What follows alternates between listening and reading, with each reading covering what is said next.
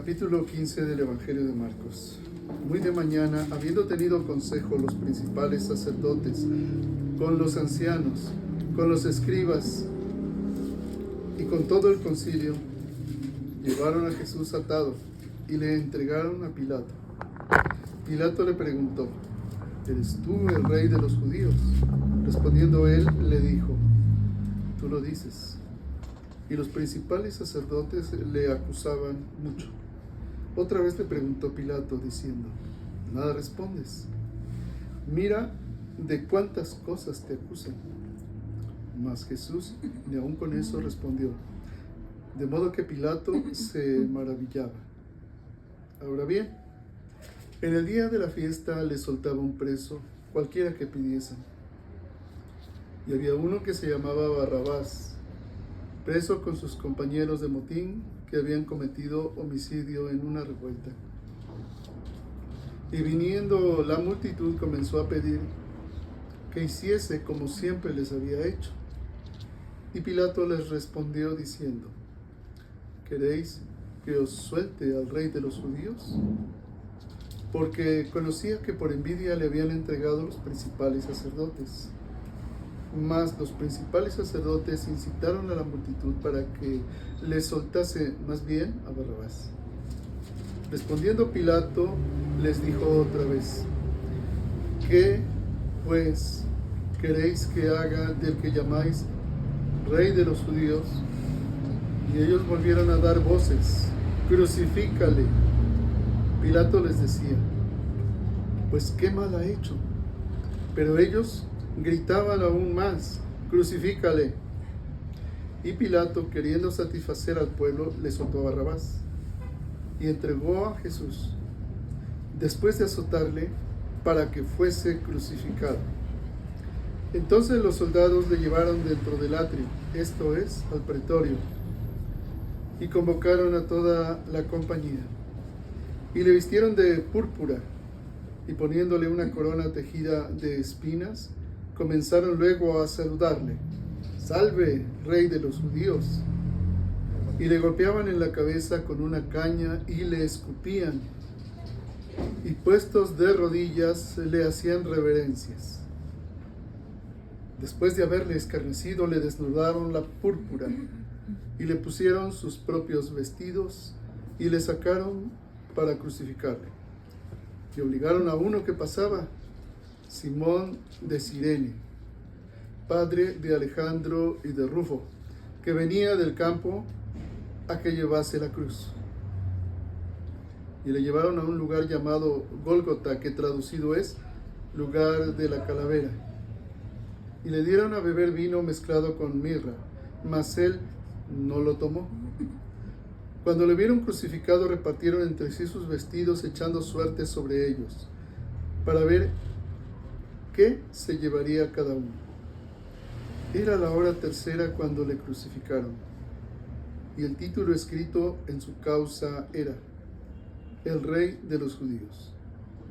Crucificaron también con él a dos ladrones, uno a su derecha y el otro a su izquierda. Y se cumplió la escritura que dice: Y fue contado con los inicuos. Y los que pasaban le injuriaban, meneando la cabeza y diciendo: Va, tú que derribas el templo de Dios y en 3 días lo reedificas, sálvate a ti mismo y desciende de la cruz. De esta manera también los principales sacerdotes, escarneciendo, se decían unos a otros con los escribas: A otros salvó, a sí mismo no se puede salvar. El Cristo, Rey de Israel, descienda ahora de la cruz, para que veamos y creamos. También los que estaban crucificados con él le injuriaban. Cuando vino la hora sexta, hubo tinieblas sobre toda la tierra hasta la hora 9. Y a la hora 9 Jesús clamó a gran voz, diciendo: Elohí, Elohí, lama sabactani, que traducido es: Dios mío, ¿por qué me has desamparado? Y algunos de los que estaban allí decían al oírlo: mirad, llama a Elías. Y corrió uno y empapando una esponja en vinagre y poniéndola en una caña, le dio a beber, diciendo: dejad, veamos si viene Elías a bajarle. Mas Jesús, dando una gran voz, expiró. Entonces el velo del templo se rasgó en dos, de arriba abajo. Y el centurión que estaba frente a él, viendo que después de clamar había expirado así, dijo: verdaderamente este hombre era Hijo de Dios. También había algunas mujeres mirando de lejos, entre las cuales estaban María Magdalena, María la madre de Jacobo el menor y de José, y Salomé, quienes, cuando él estaba en Galilea, le seguían y le servían, y otras muchas que habían subido con él a Jerusalén. Cuando llegó la noche, porque era la preparación, es decir, la víspera del día de reposo, José de Arimatea, miembro noble del concilio, que también esperaba el reino de Dios, vino y entró osadamente a Pilato y pidió el cuerpo de Jesús. Pilato se sorprendió de que ya hubiese muerto, y haciendo venir al centurión, le preguntó si ya estaba muerto. E informado por el centurión, dio el cuerpo a José, el cual compró una sábana, y quitándolo, lo envolvió en la sábana, y lo puso en un sepulcro que estaba cavado en una peña, e hizo rodar una piedra a la entrada del sepulcro. Y María Magdalena y María, madre de José, miraban dónde lo ponían. Hasta ahí. ¿Hay alguna pregunta?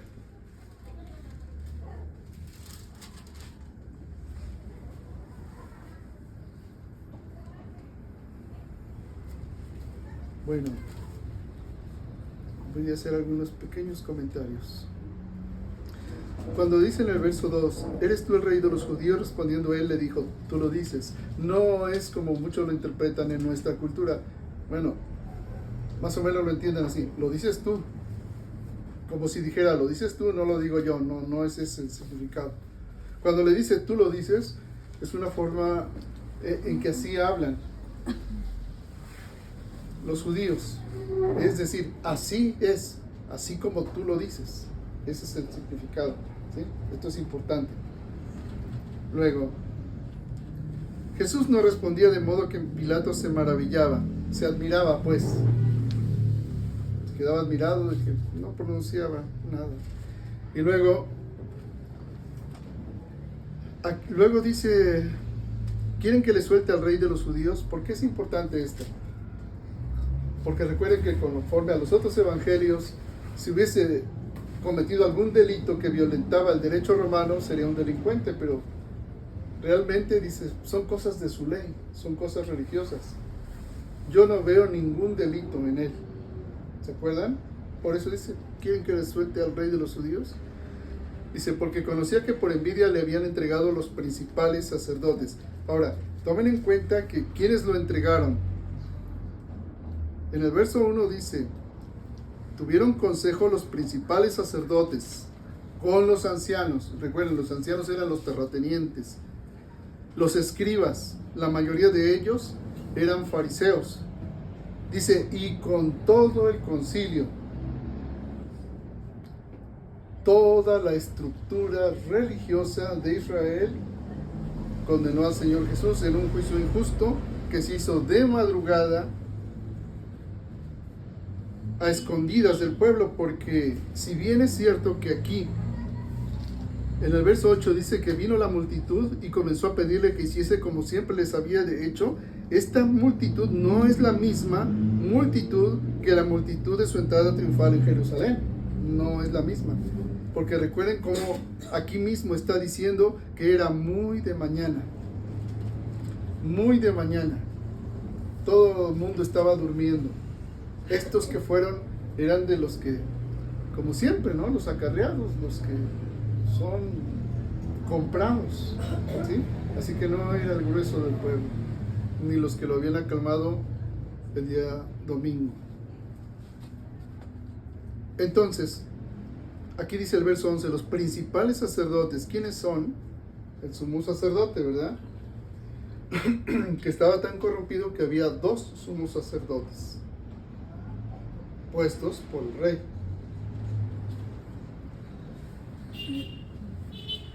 Y preguntó, ¿qué quieren que haga el que llaman rey de los judíos? Cuando aquí dice que dieron voces, es decir que gritaron. Es una forma antigua de decir que gritaron, crucifícale. Pues él, ¿qué mal ha hecho? Pero ellos gritaban más. ¿Ven? Gritaban, crucifícale.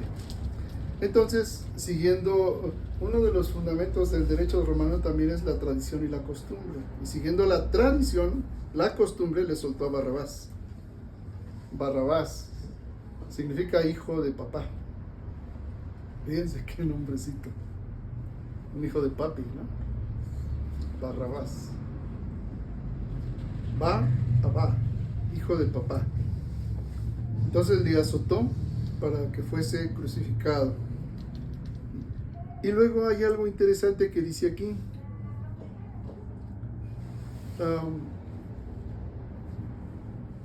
Le dieron a beber vino mezclado con mirra, mas él no lo tomó.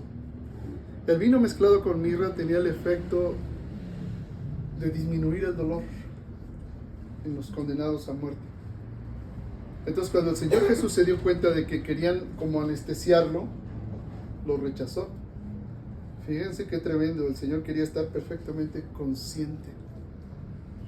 Rechazó algo que lo podía consolar un poco en su agonía. Ahora, aquí no lo dice este evangelio, pero otros lo dicen. Hay una profecía donde dice que ninguno de sus huesos sería roto. Y generalmente en las representaciones se pone a Jesús atravesado de las manos, ¿verdad? De acá. Si estuviese realmente él atravesado de esta parte, se habrían roto sus huesos. Se habría desgarrado además toda la mano y no habría soportado el peso del cuerpo. El Señor no fue crucificado así, acá. Fue crucificado entre los huesos del brazo acá, antes de la muñeca. Allí es donde fue crucificado. ¿Sí? Y lo mismo en los pies, no de frente a los huesos del pie, al empeine, porque también le habría roto los huesos. No, fue a los lados. ¿Sí? Esa es la forma real. ¿Qué provocaba esto? Para poder seguir vivo, tenía que hacer un esfuerzo absolutamente agónico para poder respirar, lo que implicaba estirarse, y eso aumentaba el tormento de lo que tenía en los brazos y los pies, además de la enorme dificultad para respirar. Y luego una persona que ha sido crucificada tardaba de 3 a 4 días en morir. No piensen que es inmediato, por eso se admiró Pilato de que ya hubiese muerto. Pero la flagelación que recibió el Señor Jesús fue también brutal. De tal manera que si hubiese sido un hombre ordinario, podría haber muerto con la sola flagelación. Pero ya crucificado, y habiendo sido escarnecido, torturado,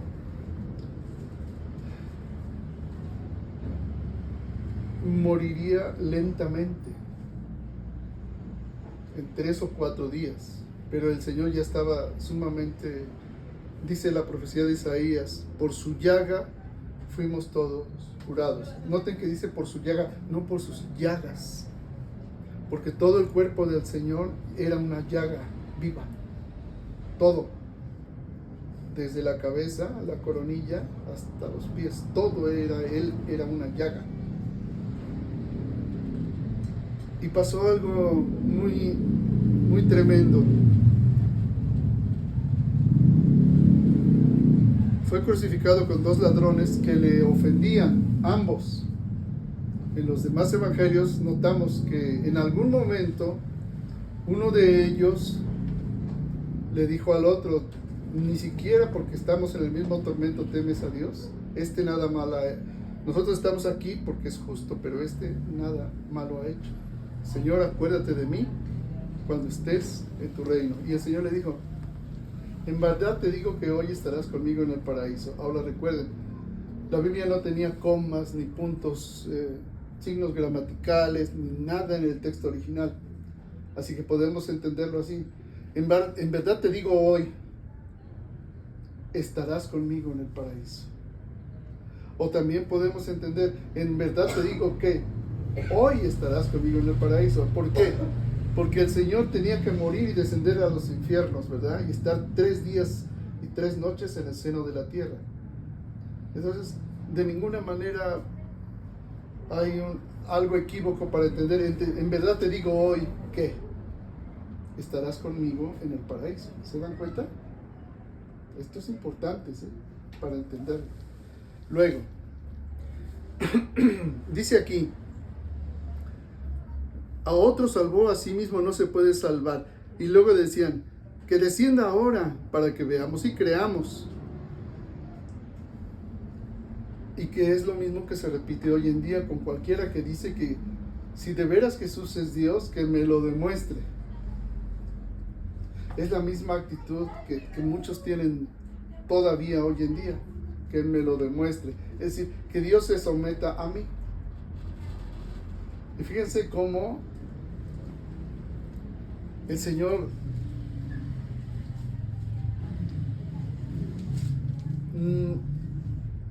cumplió el misterio de su propósito. Dice que ninguno de los príncipes de este mundo conoció, porque si lo hubieran conocido, no habrían crucificado al Señor. No lo habrían crucificado. Pero querían, como muchas personas siempre quieren, que Dios se adapte a la voluntad propia del que le pide algo. Y él no lo hizo así. Muchos dirán, ¿dónde estaba Dios cuando mi hijo se moría? ¿Dónde estaba Dios cuando mi madre murió? ¿Dónde estaba Dios cuando mi esposa me abandonó? ¿Dónde estaba Dios? ¿Saben cuál es la respuesta? Aquí, en la cruz. Allí estuvo hace 2000 años.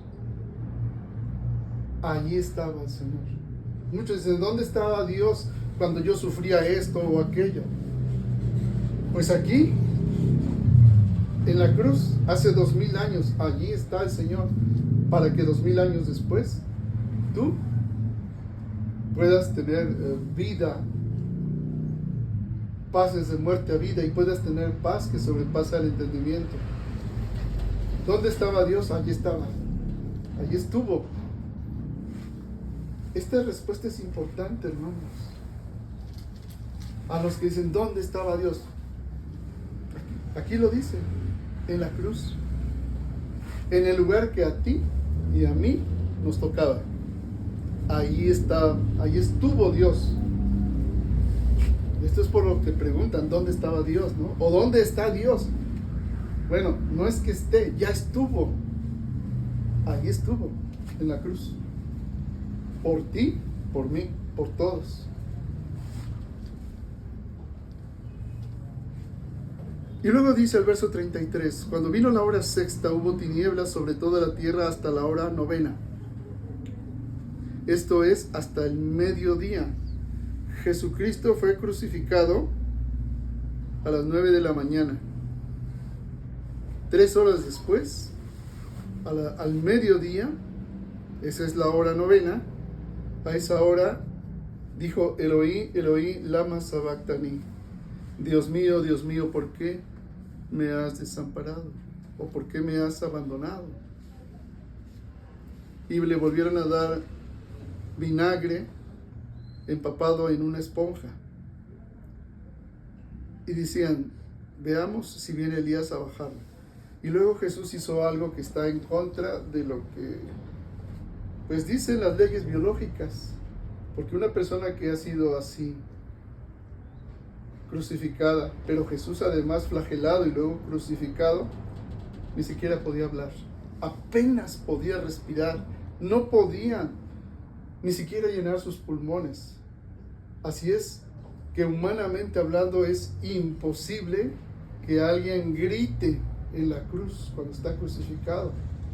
Esto yo lo he estado investigando muchas veces y las opiniones de muchos médicos que han comentado la crucifixión del Señor, y no es posible que alguien así pudiera ni siquiera hablar si apenas puede respirar.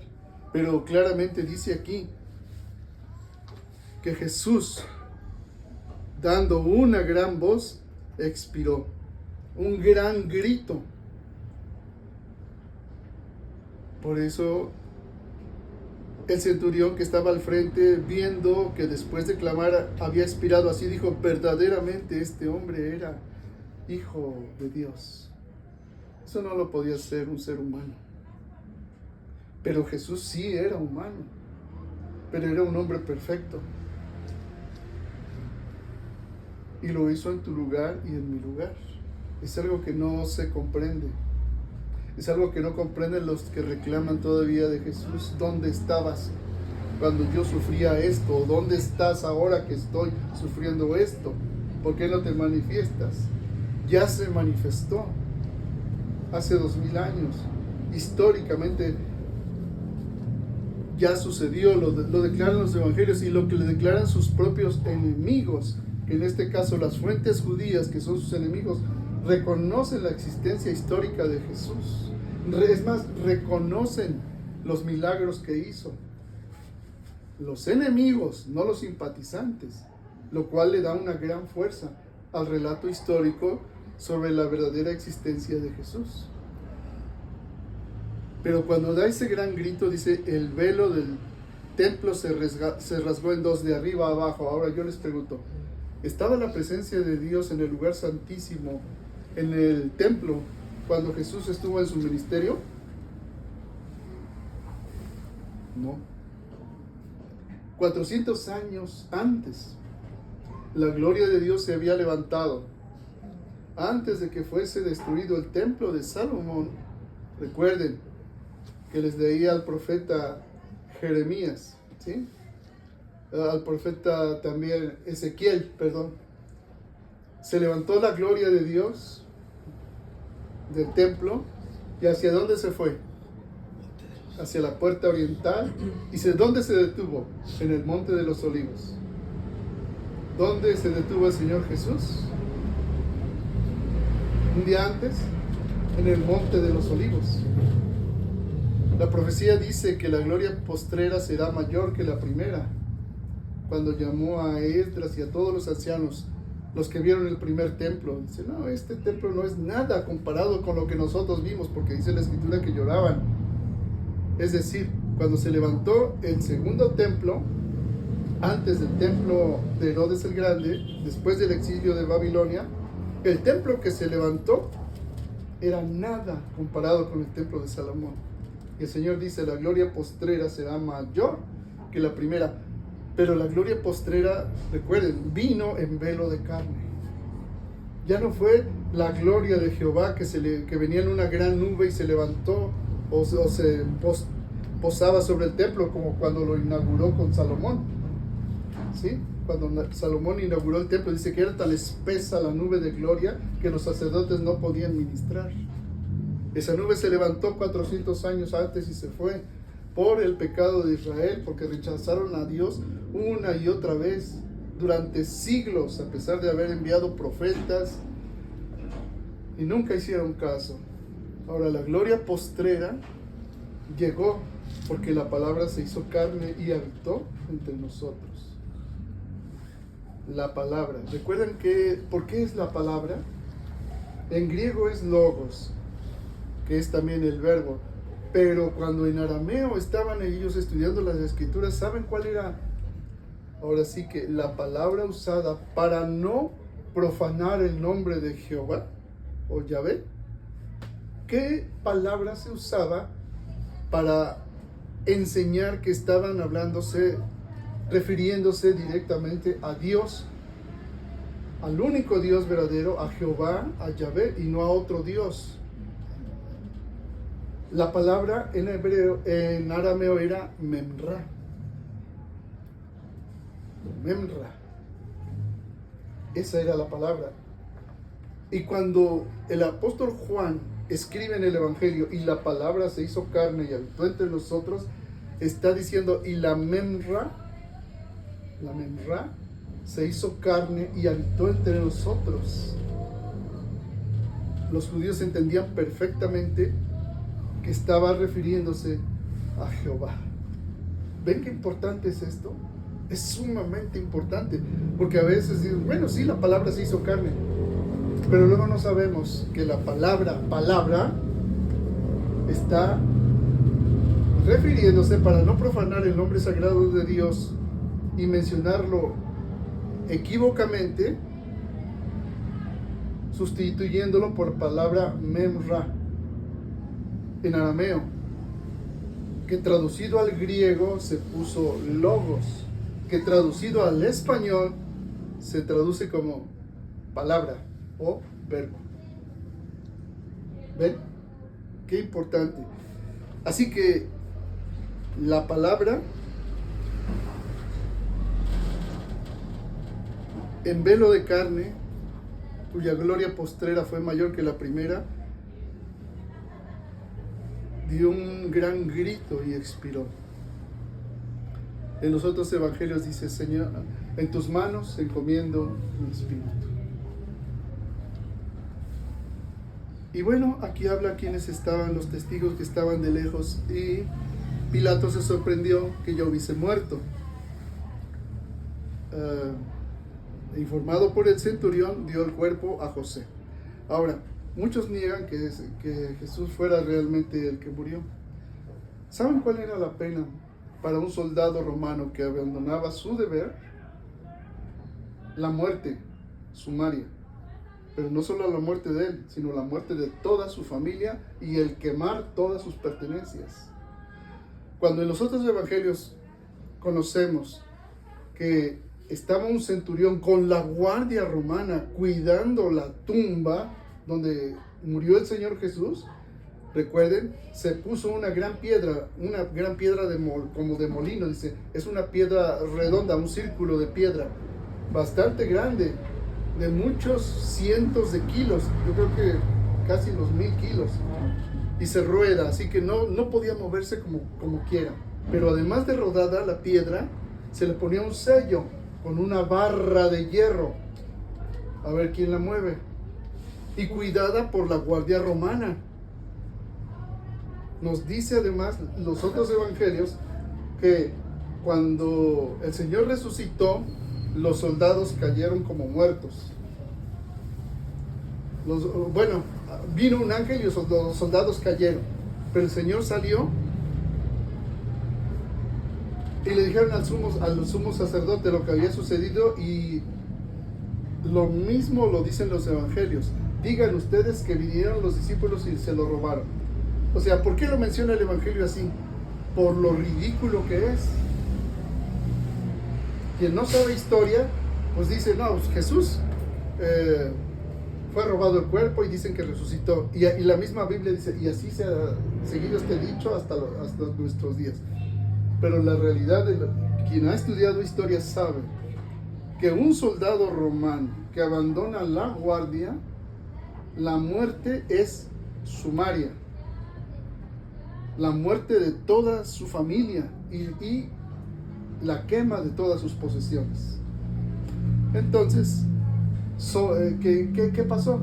El sumo sacerdote dio una gran cantidad de dinero a los romanos para que dijeran esto, se callaran, dieron sobornos para decir que Jesús no resucitó. Entonces esto es importante que lo tengamos presente, porque dice aquí, lo puso José de Arimatea en un sepulcro que estaba acabado en una peña, e hizo rodar una piedra a la entrada del sepulcro. Y María Magdalena y María, madre de José, miraban dónde lo ponían. Y es importante porque María Magdalena fue la primera en verlo resucitado después. Ahora, ¿por qué es importante, hermanos? Porque en esa época el testimonio de la mujer no valía nada. Eso le da validez al evangelio. ¿Por qué? Porque si Si los autores del Evangelio hubiesen querido quedar bien con la sociedad de su tiempo, a quien habrían puesto como testigo de la resurrección de Jesús es a los apóstoles, a varones, porque la mujer jurídicamente, judicialmente, no tenía en absoluto ningún valor testimonial. Esa era la ley. Entonces dense cuenta de lo importante que es, que da verosimilitud y es digno de fe el Evangelio. Estas son unas pequeñas reflexiones que les doy entre muchísimas otras que podría decirles, pero estas son las que ahorita tengo en mente y que son importantes para entender la fiabilidad del testimonio histórico del Evangelio de Marcos y de los demás evangelios, además de las fuentes extrabíblicas, ¿sí? Ahora, ¿cuál fue la consecuencia? Los propios discípulos no creyeron en la resurrección de Jesús. Lo vamos a ver en el siguiente capítulo. Estaban escondidos por miedo a los judíos. ¿Y de quién se resalta el testimonio de Dios para la resurrección de Jesús? Por las mujeres. Se le da una alta, se destaca grandemente el testimonio de las mujeres, quienes lo vieron resucitado y dieron testimonio a los apóstoles. Lo cual va en contra, como ya les he dicho, de todo lo que ordinariamente alguien que quisiera quedar bien con la historia habría puesto varones, pero no fue así. Entonces vean la sabiduría de Dios y a quienes puso como testigos primeros de la resurrección del Señor: a las mujeres. Hermano, ponle pausa, por favor.